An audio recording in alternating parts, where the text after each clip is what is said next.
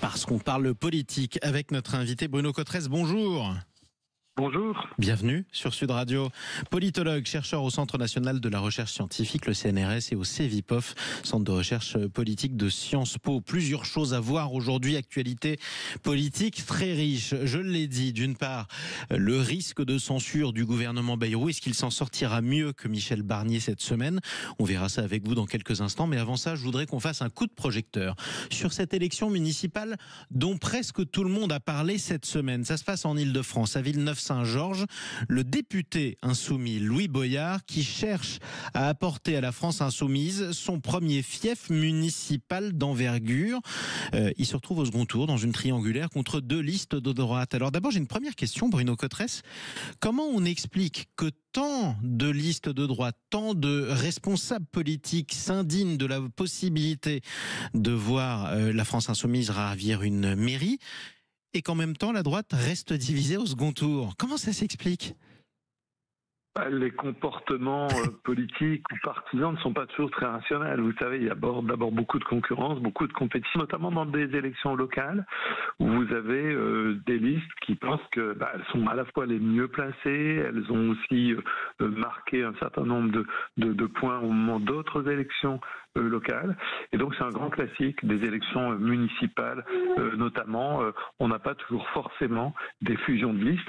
Ça a valu également à gauche. On a vu des discussions extrêmement tendues, difficiles, entre la liste de l'insoumis Louis Boyard et la liste qui était conduite par des communistes. Qui, au fond, des communistes qui, au fond, simplement, se retirent, mais ont refusé de fusionner avec la liste de Louis Boyard. Donc voilà un peu des classiques des élections locales où les différents porteurs des différentes listes souvent veulent surtout marquer le coup, montrer qu'ils sont toujours là, même si ça ne conduit pas à l'organisation la plus rationnelle. Oui, alors justement, de leur camp. Sachant qu'on n'est pas dans une situation rationnelle de départ, puisque pourquoi on vote à Villeneuve-Saint-Georges, c'est parce qu'une bonne partie du conseil municipal a démissionné, à tel point qu'il fallait revoter. Celui qui s'est maintenu, qui est troisième, c'est le maire sortant de la ville, distancé pourtant au premier tour, mais qui veut se maintenir, ce qui veut dire en fait que vous avez des inimitiés politiques plus fortes que les éventuels impératifs politiques qu'il pourrait y avoir dans un camp ou un autre. Oui, bien sûr.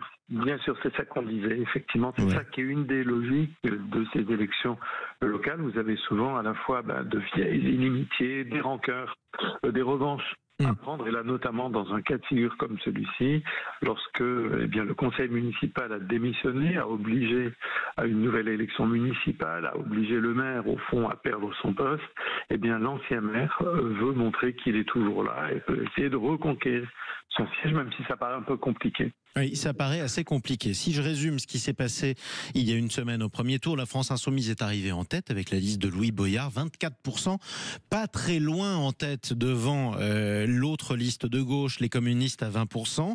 Tractations qui ont eu lieu entre les deux listes pour fusionner. Cette fusion n'a pas été possible. En cause notamment, mais pas seulement, le refus des socialistes de Villeneuve-Saint-Georges de fusionner avec une liste insoumise dans laquelle, pour eux, un candidat fait clairement l'apologie du Hamas. Il qualifie Yahya Sinwar, le chef militaire du Hamas qui a été tué par Israël, de martyr. Ismaël Haniyeh de la même manière. C'est toujours le conflit israélo-palestinien qui crispe le plus à gauche? En tout cas, c'est une des raisons principales de crispation. Au fond, beaucoup du côté du Parti socialiste en particulier, mais aussi du côté des communistes, on dit souvent que l'origine des désaccords d'aujourd'hui autour de la question de la France insoumise, c'est effectivement le 7 octobre, c'est effectivement ce qui s'est passé en Israël, et on voit un certain nombre de répercussions dans notre vie politique. Effectivement, c'est le motif qu'a mis en avant le Parti socialiste pour refuser la fusion des listes. Alors vous savez, comme souvent en politique, il y a peut-être aussi tout un tas d'autres raisons. On voit bien que cette compétition de plus en plus exacerbée à gauche entre les insoumis et les socialistes, autour des élections municipales se joue quelque chose de très très très important. Les insoumis, depuis plusieurs semaines, disent au fond, si les socialistes ne censurent pas le gouvernement de François Bayrou, nous, on opposera partout, dans toutes les grandes villes, des candidats insoumis, des listes des insoumis contre les listes du Parti socialiste en particulier. Donc on voit que c'est aussi cette question qui est en toile de fond de cette élection municipale partielle à Villeneuve-Saint-Georges. Alors on va en reparler dans un instant, parce que pour le coup il y avait une liste avec des communistes qui eux voteront la censure, des écologistes qui a priori la voteront, et des socialistes dont on est beaucoup moins sûr qu'ils le fassent. Mais revenons un peu sur l'ambiance de cette campagne, parce que c'est une campagne qui est devenue symbolique. D'abord parce que Louis Boyard est député, que c'est une personnalité dont l'envergure médiatique est devenue nationale, et ensuite parce que vous avez des manifestations. Je le disais, le désaccord sur le 7 octobre, on a vu dans les heures qui ont précédé cette émission en ce moment sur Sud Radio des manifestations où on accueillait les candidats insoumis en criant antisémite, antisémite, antisémite. C'est pas forcément des habitants de Villeneuve-Saint-Georges, mais ça marque aussi un climat de campagne particulièrement dur. Oui, climat de campagne effectivement très difficile et très dur. On a là effectivement quelque chose qui est à la fois un élément de très forte crispation à gauche. On l'a vu au fond depuis maintenant le 7 octobre, fondamentalement, on l'a vu à de très nombreuses reprises dans différents lieux, pas seulement à Villeneuve-Saint-Georges. C'est une question autour de laquelle la gauche a manifesté de très forts désaccords, et en particulier entre les socialistes, les communistes, les écologistes et les insoumis, d'autre part, qui ont décidé, au fond, de porter très haut cette question qui, pour eux, à leurs yeux, à eux, est une question tout à fait fondamentale. Si tout le monde est d'accord sur l'idée de dire que tous les morts se valent, qu'un enfant qui est tué à Gaza, ça vaut effectivement un enfant qui a été tué lors de l'attaque du 7 octobre, que tous les morts se valent. Et de ce point de vue-là, il est bon de rappeler qu'une vie humaine vaut une autre vie humaine, bien évidemment. Oui. Et bien, à partir de ce constat partagé par tout le monde, il y a quand même des désaccords assez fondamentaux sur la cause palestinienne. Et effectivement, ça n'a cessé de s'accroître. Et vous savez, ça vient en écho quand même d'autres dimensions, et tout ceci s'inscrit dans un contexte beaucoup plus général d'une divergence stratégique de plus en plus fondamentale entre les insoumis et le reste du nouveau Front populaire, et pas seulement sur cette question. Oui, justement, et c'est pour ça qu'on va y venir. Quel impact le conflit israélo-palestinien, puisqu'une bonne partie des désaccords exprimés publiquement ont trait au conflit israélo-palestinien, quel impact électoral ça peut avoir? Est-ce que ça peut faire battre la France insoumise, ou est-ce qu'au contraire, ça peut carrément la faire élire? Oui, c'est compliqué parce que là, on a à faire une élection locale. Donc, il faut essayer de ne pas projeter forcément des élections locales, notamment d'une élection municipale partielle, vers un climat beaucoup plus général, du pays. Et là, on voit que les dimensions locales, les dimensions municipales sont quand même beaucoup plus importantes que les dimensions nationales, bien évidemment. Faire battre un candidat à une élection municipale, c'est une logique beaucoup plus compliquée. Ça va reposer beaucoup quand même sur les reports de voix. Et vous savez qu'à gauche, même s'il y a des désaccords très importants sur un certain nombre de points fondamentaux, il y a quand même toujours une logique de report de voix. Les électeurs de la gauche sont plutôt très intéressés sur la question de l'unité à gauche.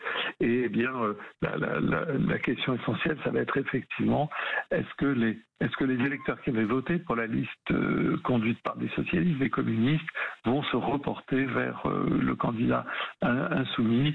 Tout est fort à parier que face à un candidat de droite, il y aura bien évidemment des reports de voix qui seront assez importants malgré les désaccords dont nous avons parlé. Donc la France insoumise est largement favorite pour vous à Villeneuve-Saint-Georges. En tout cas, ça sera un événement très important, parce qu'il faut rappeler que c'est une ville de plus de 30 000 habitants, et donc effectivement, accrocher une ville moyenne de taille assez importante, du point de vue de la dynamique à gauche et notamment des insoumis, ça serait évidemment une victoire pour eux très important dans le contexte de la gauche d'aujourd'hui. Est-ce que ça veut dire aussi qu'on peut s'attendre, si la France insoumise remporte la ville ce soir, à ce qu'elle en remporte beaucoup d'autres qui ressembleraient à celle de Villeneuve-Saint-Georges, c'est-à-dire plutôt en banlieue, pas très loin des centres-villes, et qu'en gros la France insoumise se mettrait à remplacer ce qu'était le Parti communiste il n'y a pas si longtemps?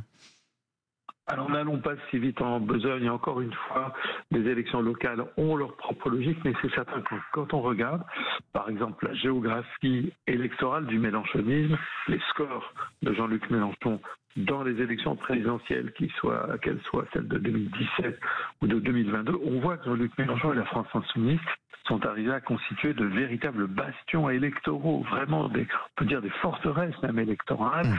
Si je prends par exemple le cas emblématique du département de la Seine-Saint-Denis, on voit le score de Jean-Luc Mélenchon dans les communes de la Seine-Saint-Denis, c'est très impressionnant. À la présidentielle de 2022, il est régulièrement entre 40 et 55% des votes au premier tour de la présidentielle. Donc il y a de véritables bastions électoraux du mélenchonisme. Aujourd'hui, c'est une dimension très importante dans cette tension qui est à gauche aujourd'hui, quelle que soit au fond l'acuité de cette compétition à gauche, on voit qu'effectivement le mélenchonisme, c'est une réalité qui aujourd'hui existe à gauche. Et vers une nouvelle ceinture rouge à gauche, peut-être des bastions, vous le disiez, mais aux législatives, pas encore aux municipales. C'est pour ça que le test de ce soir sera important.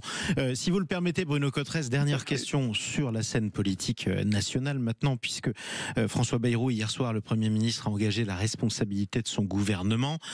On parlait de la gauche, alors parlons-en, puisqu'elle a été quand même beaucoup courtisée par le Premier ministre, tout centriste qu'il est. Est-ce qu'il y aura beaucoup de socialistes qui voteront la censure du gouvernement Bayrou cette semaine? Est-ce facile à prévoir? C'est difficile à prévoir. On voit qu'il y a des partis socialistes par rapport à cette question, à la fois des élus des villes, par rapport aux élus des milieux plus ruraux, il y a déjà de la différence. Il y a aussi des différences générationnelles. Beaucoup ont souligné que dans le groupe parlementaire du Parti socialiste, on avait quand même une différence entre l'ancienne garde, l'ancienne génération, qui était plutôt sur l'idée de ne pas censurer François Bayrou. Et puis comme François Hollande, par exemple. Voilà, mais bien sûr, une nouvelle génération de jeunes élus socialistes qui en particulier ont été élus soit dans le cadre de la NUPES de 2022, soit dans le cadre du nouveau Front populaire de 2024 et qui au fond savent aussi ce qu'il en a coûté au Parti socialiste, des divisions à gauche. Et sont plutôt sur l'idée d'être assez hésitants. Alors rappelons à nos auditeurs que si le Rassemblement national votait la censure, si les communistes, les écologistes votaient la censure, il suffirait d'une grosse vingtaine de députés socialistes, entre 25 et 30 députés socialistes, certains disent 23, qui voteraient la censure pour faire tomber le gouvernement de François Bayrou. Ce qui n'est pas énorme, en fin de compte. Il faudrait une grosse fronde au sein du Parti socialiste.